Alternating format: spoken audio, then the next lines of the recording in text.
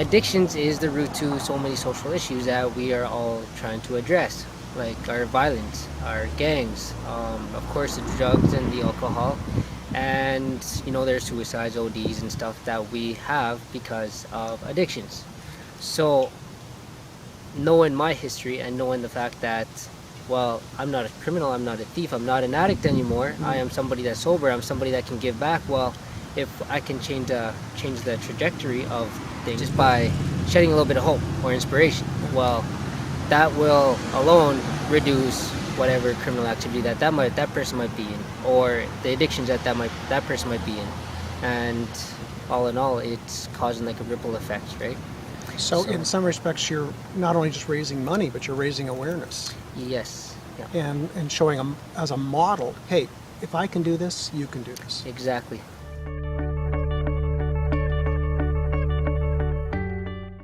Addictions, it is, it is something that's like it is so tough for the individual who is struggling to break free from it. And it's something that, like, if someone tries to break free from it,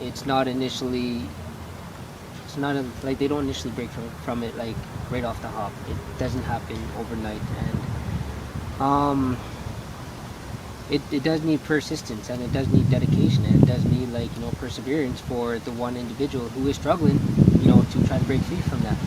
Regardless, like, if we are practicing in our addiction for, let's say, 5 years, well, that's almost like building a skill over 5 years.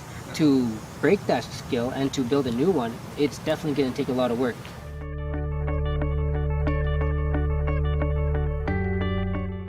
When it comes down to it, a lot of the youth crime, it stems around from the drugs, and what comes from the drugs is the addiction. This is the root. You tackle the root, well, you're gonna address all the other issues, but you have to grab it from the root. Why start chopping down the tree from the branches, right?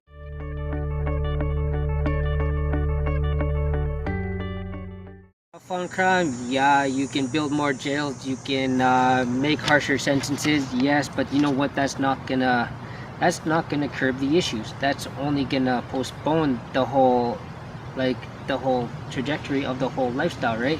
And when I say lifestyle, it is a whole lifestyle. So when we're being smart on crime, we need to address the lifestyle, we have to address the individuals, we have to address what the individual is facing and the reason why they are in that current state, and why they are doing what they are doing, right?